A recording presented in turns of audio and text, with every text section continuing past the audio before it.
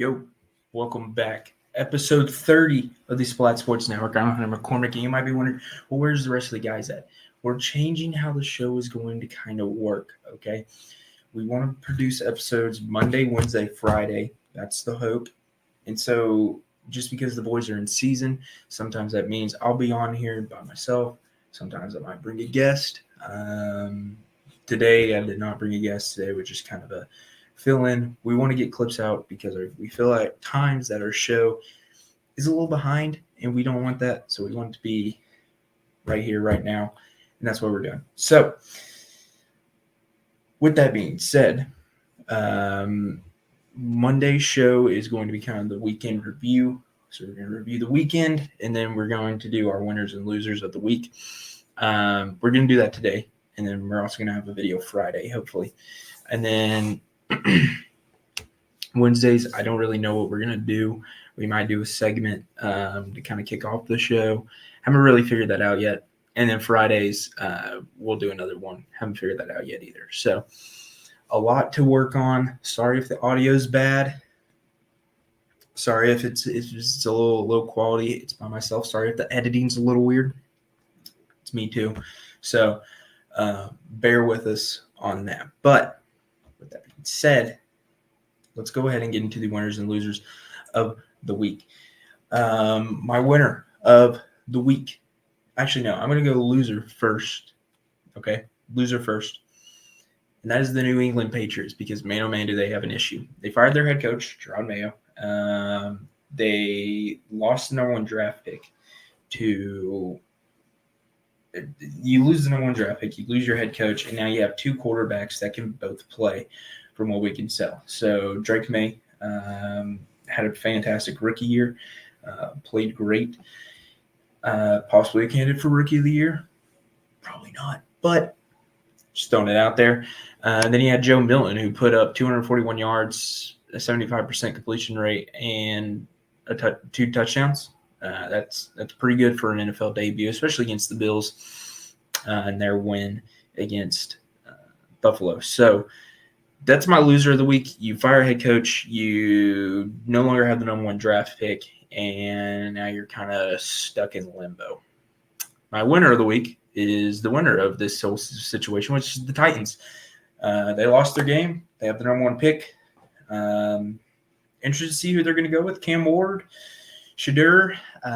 Don't really see either of those two guys going there. Are they going to stick with Will Levis? That's kind of the idea there. Possibly that Will Levis is the guy that they are going to continue to roll with and continue to go. Started the NFL playoffs. They're here. We're excited. A lot going on. It looks like the first game is going to be January 11th, from what I can tell, looking at the bracket here. So let's break down. Who do I want to break down first? Let's break down the NFC playoffs first. So Detroit with the bye week, they beat Minnesota week 18, Sunday Night Football, a really good game by them, not the Vikings. Sam Darnold went back to looking like his normal self of a couple years ago. But Detroit, first overall team in the playoffs, 15-2 record, good for them. They win the NFC North. They get the first round bye, which means the Vikings play in Los Angeles on Monday Night Football. It looks like kind of stinks for them. 14-3, and you're the fifth seed, and you're playing away from home. It's kind of rough, but that's just how the kind of the cookies crumbled this year. So let's go Rams, Minnesota here. My kind of thoughts is that the Rams, they 10-7, impressive at times, yes, struggled though. And Minnesota, if you get Sam Darnold like how he was, I don't see why this team can't beat the Rams. So say what you want to about the Rams. They kind of had a down year if you really look at them. I mean, they're the 4th seed in the playoffs. They're kind of chilling. They're kind of just there. I think Minnesota gets the win Monday night prime time. So there you go. Let's go to the 3 versus 6, which is Tampa Bay, winner of the NFC South, taking on Washington, 12-5. So kind of interesting how those lower teams got in there. But Tampa Bay, you're going in. You beat the Saints in not a great game, I would say. I mean, Mike Evans, he gets that 11 straight season. Washington, on the other hand, you have a rookie quarterback and you have a brand new head coach. Not a brand new head coach, but you got a new head coach there. So you're kind of met with two different things here. I think that the Bucs defense is going to be kind of in their face against Washington, but I feel like Washington should get this win. They should win it. I think Baker puts up a good fight, and the Bucs, but yeah, I'm gonna go with the Commanders here. Philadelphia and Green Bay. Green Bay 11-6, 7th seed, snuck in there. Philadelphia 14-3. Good season out of them. Kind of some drama around them. Locker room issues possibly in there. Don't think that has too much of an effect on them. I'm going to go with Green Bay, though. I like the – no, I'm going to go Philly. Sorry, good old-fashioned Hunt McCoy pick there, switching it up. I'm going to go Philly here. I think Green Bay, you give them another year, you let them develop a little bit more, and you draft well, which they have in the past. But you do all that, you're going to be looking pretty, especially in the NFC North where it's tough. And Chicago, too. We'll talk about Chicago here in a minute. But I'm going to go with Philly right now. Don't know if they can get past the second round, but I think they got Green Bay. So there you go. My winners: Minnesota, Washington, Philly. They'll play in the second round of the NFL playoffs. Let's go over to the AFC. Kansas City, of course, with the bye week, 15-2 on the year first seed. We'll do it like we did the NFC. Houston, Los Angeles Chargers, CBS, January 11th game. Houston 10-7 wins the AFC South. The Chargers, a lot of people didn't expect them to be at this point, year one under Harbaugh, but they look really good. They look really good. Justin Herbert played a fantastic year so far, possibly an MVP candidate next year. CJ Stroud, that sophomore slump did hit him, but they're in the playoffs still. They're still here. They're still a good team. I am going to go with the Chargers, though. I just think that Houston, between the injuries, between the sophomore slump, between your team kind of having some holes this year, they become apparent, and the Chargers get the win. So that's who I'm going there. The prime game, Baltimore, Pittsburgh. Already played twice in the regular season. I can't remember who. I think Pittsburgh beat them. I think it was 1-1. If I'm not mistaken, I might be wrong. Don't quote me on that. But Baltimore 12-5, Pittsburgh 10-7. I'm going to go Baltimore. Lamar Jackson playing like an MVP, possibly could win his third MVP. Pittsburgh, I feel like you just kind of limped in. Not limped in, but you got in just because you kind of beat out, and you got lucky that you didn't have to play the Bengals. So Baltimore, I think Lamar Jackson just cleans house. So, and then we got Buffalo and Denver. Denver at Buffalo. Whew. If you're Denver, you got a tough one, but I think Buffalo should win this game. Buffalo should win it. I think Bo Nix, put him up for Rookie of the Year. Go ahead. Great year out of the Broncos, kind of unexpected with Bo Nix as the starting guy, but Josh Allen, I think, is the MVP, and I think that he's going to play like one in this game, and I think that he gets the win. So Buffalo moves on. So there's your AFC winners. The Chargers, Baltimore, Buffalo. There you go. We'll see you next week when we discuss that. We'll probably do it Monday.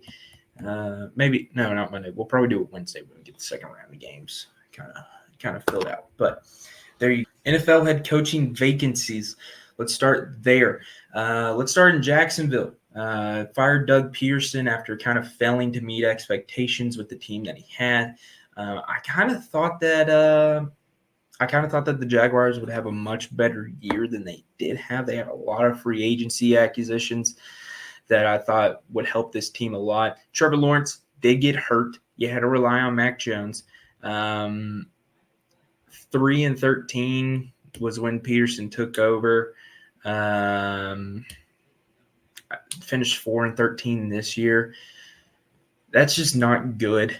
It didn't cut it, and so interested to see who they've interviewed so far. They've interviewed Aaron Glenn, Ben Johnson, Liam Cohen, Kellen Moore, Todd Monken, Patrick Graham, Robert Saleh, Joe Brady.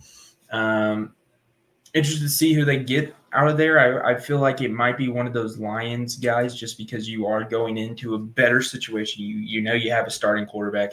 You know you kind of have a team around it. It's just getting that team to stay healthy and getting that culture built, which I think is what a lot of these teams are looking for. I could possibly see him going offensive minded here, so maybe a Todd Monken, Kellen Moore type guy in there. I don't think Ben Johnson is going to be the one to take the Jaguars' job. That's just me being honest. So interested to see who all they go for. But yeah, that's the people that they've interviewed or are interviewing. So let's go to the Chicago Bears, though.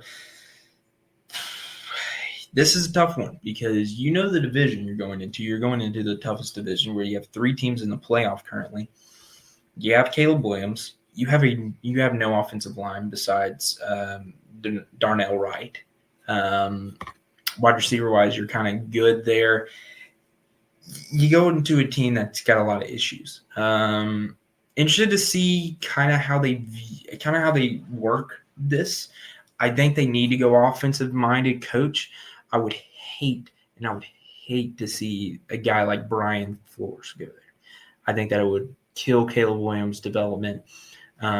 I'm surprised they played Caleb Williams early, but you kind of had to, I guess, which is it sucks, but that's kind of how it is. So I wouldn't be surprised if they go offensive minded. Here's the guys they have interviewed. It's a lot. Drew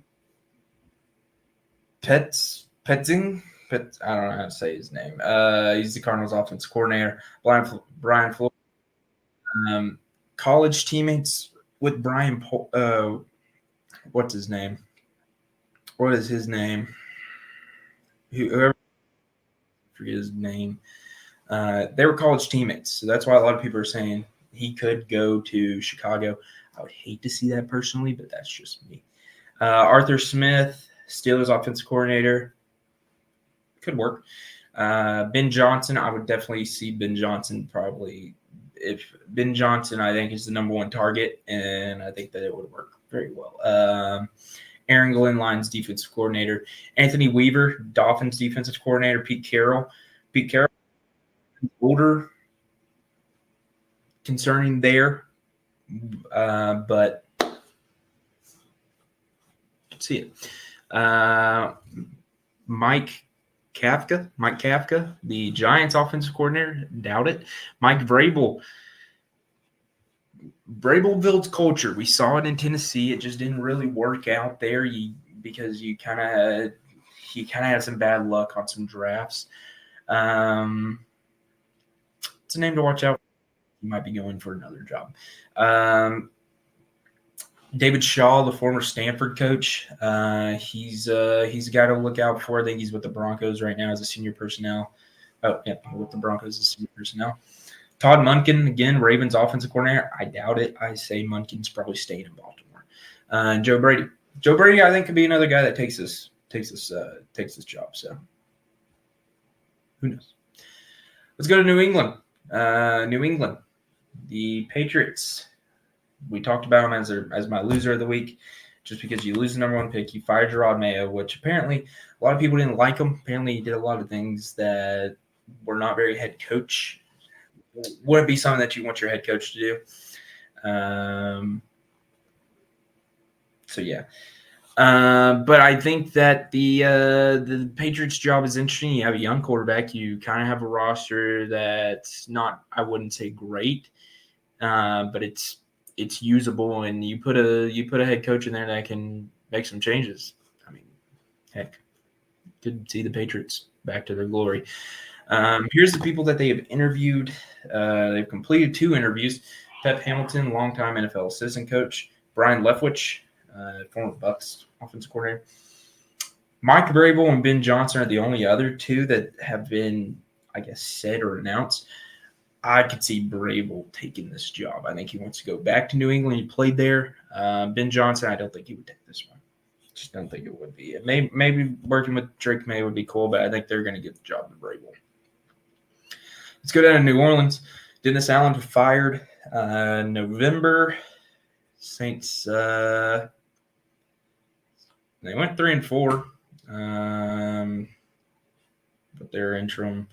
Spencer Rattler, interesting kind of ordeal there. Here's who they've interviewed. Aaron Glenn. Could see him taking that. Joe Brady, Kellen Moore, David Shaw, Darren Rizzi. I don't know how to say his name. He's a Saints interim head coach. He actually didn't do a bad job. I wouldn't be surprised if they kind of go with him. But I feel like if there's a guy like Aaron Glenn out there or, someone else, they would take it. So Anthony Weaver, Dolphins defense coordinator, Mike Kafka.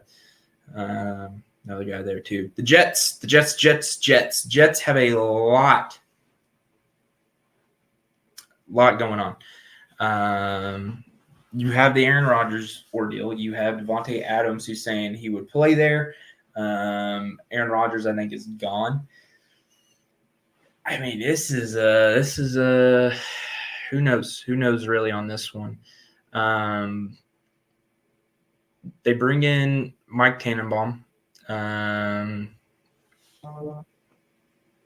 to kind of assist the general manager there. Interesting ordeal. They have a lot of interviews, so I'm just going to fly through these. There's one really interesting one. I'm going to save it till last, and then the other ones we're going to kind of. Jeez, I've interviewed everyone. All right. Vrabel, Ron Rivera, Arthur Smith, Joe Brady, Jeff Ulbrich. I don't know how to say it. He's the interim head coach. I doubt he gets it. Brian Flores, Josh McCown, Bobby Slowick, Aaron Glenn, Vance Joseph, Matt Nagy, Brian Greasy, Darren Rizzi, the Saints interim head coach, and Steve Spagn. Crap, I forgot to say his name. Sorry, I cannot say names. It's hard to do when you're a one-man show, kind of, because I don't have anyone here to correct me, so things are just going to fly. And then Rex Ryan. He's the guy that I wouldn't be surprised if he gets that job. You need an identity. The Jets do not have an identity. Rex Ryan gave them an identity in the early 2000s, and they were competitive. I think you would need a brand-new offensive mind, realistically speaking, but wouldn't surprise me if good old Rex gets the job. Ron Rivera is another interesting name to kind of look out there for. The other guys they are interviewing, I don't see a whole lot of them. Josh McCown, I doubt it unless you just really want to give it to him. Interesting ordeal there. I wouldn't be surprised if a guy like Rex Ryan goes in there and builds a team from the ground up. We got a couple more. These are general managers. So the Las Vegas Raiders head coach opening that's what else is opening. They've only interviewed one guy. That's Ben Johnson. They fired Antonio Pierce after 4-13. Yeah, 4-13. Kind of didn't have a quarterback. Didn't really have a whole lot going for him. Just kind of in limbo. Got Brock Bowers there. So high draft pick. Could take a quarterback. And yeah. There you go. So that's the NFL head coaching vacancies. That's the NFL. We're kind of moving to let's move to another sport. Why not? Let's move to another sport. Let's move to the good old MLB. MLB moves. There's been some other moves. Let's kind of break these down. Why don't we? Here we go. Corbin Burns signed to the D-backs, 6 years, $210 million. A lot of money. For a 30-year-old guy. Kind of interesting. I didn't expect the D-backs to go after him, especially when they have Zach Gallen. But it fits. I mean, the D-backs almost in the World Series. We're in the World Series a couple years ago, so definitely could see it. 2021 Cy Young. I mean, the guy's a good pitcher, and he's 30. So I mean, he's you get him until he's 36, 210 million. It's not horrible. Interested to see what the D-backs kind of do there. Rookie Sasaki has not signed anywhere. They're saying it's going to the Padres Yankees. I doubt it. I doubt the Yankees get him. I would say the Padres get him. That's just me being me. There you go. Let's go through Alex Bregman, another guy out there. I think Detroit is a team to look out for Bregman. Wouldn't be surprised if he goes back to the Astros, though, if not anything. Let's see. Who else did we miss? Anthony Santander still out there. A lot of these bigger ones kind of waiting, kind of seeing what's going on in the market around them. Wouldn't be surprised if Anthony Santander goes to the Blue Jays. So that's where I could see him going. I don't think the Orioles – I don't think that relationship was good enough there for him to come back to. So there you go. Pete Alonso, another guy out there. Could go back to the Mets. Just paid Juan Soto, though, so kind of tough to give Pete the money that he might want. Let's see. Who else we got out here? A couple other guys. Christian Walker signed a 3-year, $60 million deal with the Astros. Don't know if we covered that. So there you go. I'm just going to cover that. Not going to say anything. Teoscar Hernandez re-signs with the Dodgers. 3 years, $66 million. It's really good. Not surprising. So don't really know what else to say there. Let's see.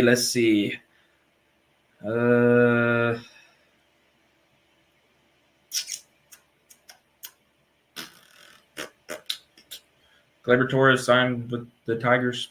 There you go. 1 year, $50 million. Don't really see any other kind of guys out here. I mean, there's a couple other ones. Justin Verlander to the Giants. A couple other guys out there. So there you go. That's the MLB. Let's move to the NCAA basketball, though. Sorry for the glitch. NCAA basketball. Tennessee loses last night, gets stomped in Gainesville. Tough look, I would say. Tough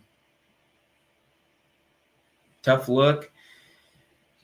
You were number one. You were undefeated. You had to lose sometime. I didn't expect them to lose that bad. So there you go. Auburn also. I think Auburn won. Kentucky lost to Georgia. Georgia looks legit. The SEC, probably the best conference in college basketball, I would say right now, just because you're so top heavy and everyone's gettable.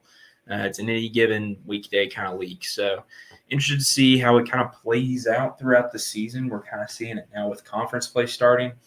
Plus, I can only really speak on the SEC. We wanted to talk about basketball, but don't have my basketball boys here. So there you go. Lastly, Jimmy Butler. Oh, I want the ticker. Oh, that's crap. I didn't put it as a ticker. Hold on. Sorry. No ticker on this one. My bad. Forget. I have to clarify that. Wait, let me see if I can edit it. Yep. Jimmy Butler, once out of Miami, he requested a trade. Things don't look good there in Miami. I wouldn't be surprised if he gets traded very soon. I don't think that it'll keep him. I think that if you keep him, you're hurting yourself. I don't know where he could go. West Coast maybe. It's tough to say. I don't know where Jimmy Butler fits exactly. So interested to see how this kind of plays out. Maybe he goes somewhere completely random. I would think he wants to go to a contender. He's getting kind of up there. But I also think he wants to go to a place that he knows he can win. Indiana Pacers. Why not? Didn't really make sense with Tyrese Halliburton. But that is the episode. Sorry for the skips. Sorry for the bad editing. You're going to have to deal with it because it's me. We'll see you Friday. Don't know who all is going to be here recording with me, but We should get some. We have the college football playoff. I didn't talk about the college football playoff. We're going to release an episode tonight of College Splatcast, so catch that. See you all later. Thank you all for watching. Peace out. Jesus loves you.